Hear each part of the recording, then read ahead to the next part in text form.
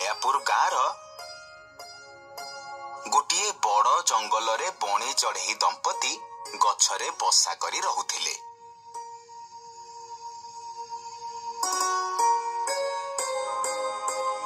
ବଣୀଟି କିଛି ଦିନ ତଳେ ଦୁଇଟି ଅଣ୍ଡା ଦେଇଥିଲା।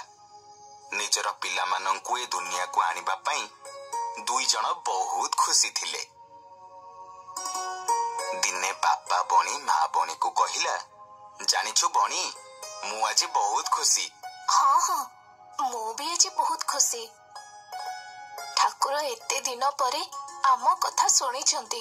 ହଁ ଲୋ ବଣୀ, ଖାଲି ଆଉ ଗୋଟାଏ ଆଶା ଯଦି ମୋର ଠାକୁର ପୂରା କରି ଦିଅନ୍ତେ ମୁଁ ଭାରି ଖୁସି ହୁଅନ୍ତି ଲୋ। ତମର ଆଉ ପୁଣି କଣ ଦରକାର ଯେ? ଏତେ ଦିନରୁ ଆମେ ଯାହାକୁ ଅପେକ୍ଷା କରିଥିଲୁ ସେ ତ ଆମକୁ ମିଳିଯାଇଛି।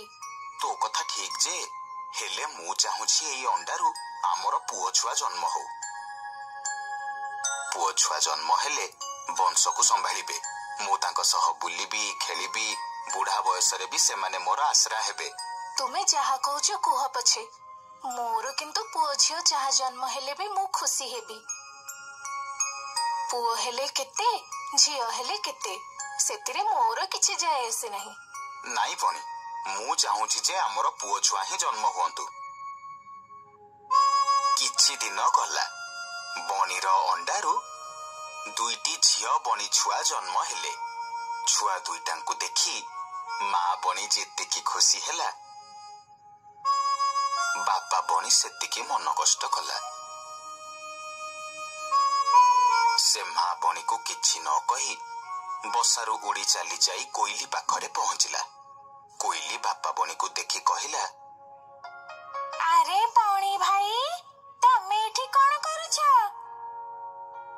ତମର ପରା ଝିଅ ଜନ୍ମ ହେଇଛି, ଆଉ ତମେ ତମ ଝିଅ ପାଖରେ ନ ରହି ଏଠି ଏମିତି ବସିଛ କାହିଁକି? ତମର କଣ ହେଇଛି କି ଭାଇ? ସେ କିଛି ନୁହଁ ମୋ କୋଇଲି, ମୋର କିଛି ବି ହେଇନି। ନାଇଁ ମ, କିଛି ତ ଗୋଟେ ନିଶ୍ଚୟ ହେଇଛି। ତମେ ନ କହିଲେ ବି ମୁଁ କିନ୍ତୁ ଭଲ ଭାବେ ଜାଣିଛି ଯେ ତମର ଏଇ ଦୁଃଖର କାରଣଟା କଣ। କଣ କହିବାକୁ ଚାହୁଁଛୁ ତୁ କୋଇଲି? ଯାହା କହିବାର ଅଛି ସଫା ସଫା କହ। ବୁଲେଇ ବଙ୍କେଇ କାହିଁକି କହୁଛୁ? ବୁଲେଇ ବଙ୍କେଇ କାହିଁକି କହିବି ଯେ, ଏ ଜଙ୍ଗଲରେ ସମସ୍ତେ ଜାଣିଛନ୍ତି ଯେ ତମର ପୁଅ ଛୁଆଟିଏ ହଉ ବୋଲି ତମେ କେତେ ଆଶା ବାନ୍ଧିଥିଲ, କେତେ ଠାକୁରଙ୍କୁ ଡାକିଥିଲ, ହେଲେ ଶେଷରେ କଣ ହେଲା ଦେଖୁନ? ତମର ସବୁ ତପସ୍ୟା ଶୁଖୁଆ ଝୋଳରେ ଭାସିଗଲା। ଛାଡ କୋଇଲି, ଏଥିରେ ମୁଁ ଆଉ କାହାକୁ ଦୋଷ ଦେବି କହିଲୁ? ତମେ କିନ୍ତୁ ଯାହା କୁହ ଭାଇ, ସବୁ ଦୋଷ କିନ୍ତୁ ତମ ସ୍ତ୍ରୀର। ସେ ନିଶ୍ଚୟ କିଛି ଗୋଟେ ଗଡବଡ କରିଛି। ତମେ ନିଜେ ଥରେ ଭାବି ଦେଖୁନ, ଆଜି ଯଦି ପୁଅଟା ହେଇଥାନ୍ତା, ଭବିଷ୍ୟତରେ ତମର ସାହାରା ହେଇଥାନ୍ତା, ତମର ଆହାର ଖୋଜିବାରେ ସାହାଯ୍ୟ କରିଥାନ୍ତା।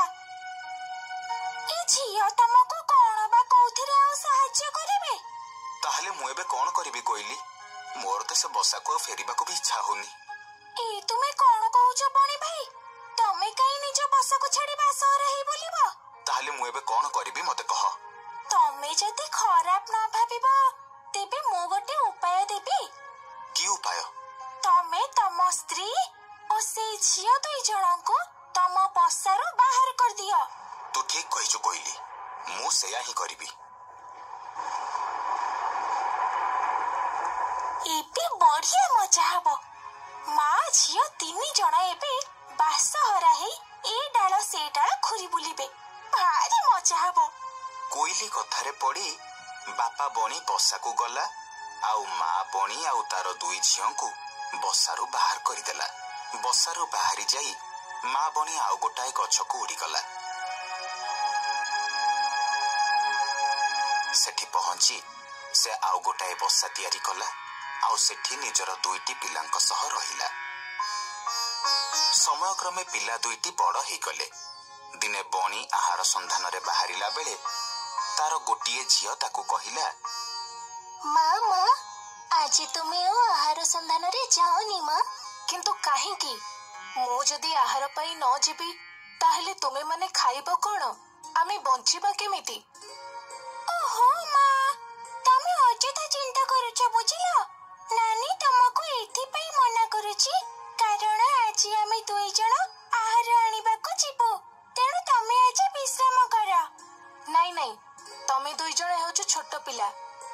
ବଡ ଜଙ୍ଗଲ ଭିତରେ ତୁମେ ବାଟ ବଣା ହେଇଯିବ। ଓହୋ ମା, ତୁମେ ଅଯଥାରେ ଡରୁଛ। ଆମର କିଛି ବି ହବନି। ହଉ ଯାଅ, କିନ୍ତୁ ଶୀଘ୍ର ଫେରି ଆସିବ ହେଲା। ଠିକ ଅଛି ମା।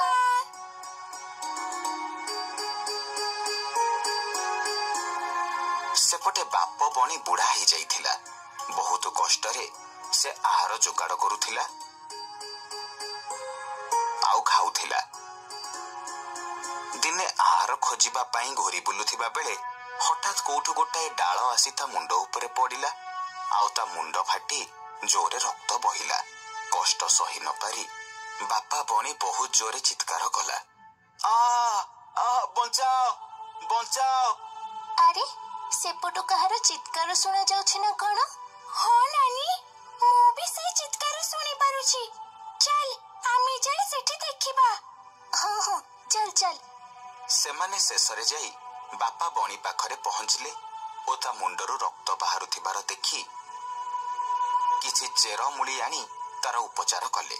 କିଛି ସମୟ ପରେ ବାପ ବଣିର ଚେତା ଫେରିଲା। ବଣି ଛୁଆମାନେ ବଡ ହେଇଯାଇଥିବାରୁ ସେ ତାଙ୍କୁ ଚିହ୍ନି ନ ପାରି କହିଲା, ଆରେ ତୁମେ ଦୁଇ ଜଣ କିଏ ମା? ତୁମମାନଙ୍କ ପାଇଁ ମୁଁ ଆଜି ଜୀବନ ପାଇଛି। ଆମେ ଦି ଜଣ ଏଇ ଜଙ୍ଗଲରେ ଆମ ମା ସହିତ ରହୁଛୁ।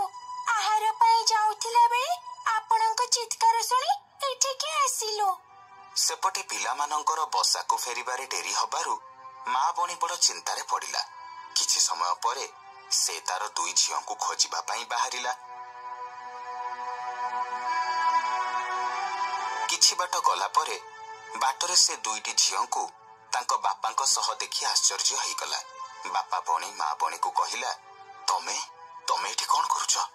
ମୁଁ ମୋ ଝିଅ ମାନଙ୍କୁ ନବାକୁ ଆସିଛି। ଏମାନେ ତମ ଝିଅ? ଏମାନେ ମୋ ଝିଅ, ଯାହାକୁ ତୁମେ ଘୃଣା କରି ବସାରୁ ବାହାର କରି ଦେଇଥିଲ। ତାମାନେ ସତରେ କଣ ଏମାନେ ମୋ ଝିଅ? ମତେ କ୍ଷମା କରିଦିଅ, ମତେ କ୍ଷମା କରିଦିଅ। ତମେ ମାନେ ଅନ୍ୟମାନଙ୍କ ମନ୍ତ୍ରଣାକୁ ବିଶ୍ୱାସ କରି ମୁଁ ବହୁତ ବଡ ଭୁଲ କରିଛି। ମତେ କ୍ଷମା କର। ଚାଲ ଚାଲ ଆମେ ଆମ ବସାକୁ ଫେରିଯିବା। ସେଇଠି ସମସ୍ତେ ମିଶିକି ରହିବା। ମୁଁ ମୋ ପିଲାମାନଙ୍କ ସହିତ ବହୁତ ଭଲରେ ଅଛି। ମୁଁ ଆଉ ଫେରି ଯିବାକୁ ଚାହୁଁନି। ଏତିକି କହି ମା ବଣି ତାର ଦୁଇ ଝିଅଙ୍କୁ ନେଇ ସେଇଠୁ ଉଡି ଚାଲିଗଲା। ବାପା ବଣି ନିଜ ଭୁଲ ପାଇଁ ଲଜ୍ଜିତ ହେଇ ତା ବସାକୁ ଫେରି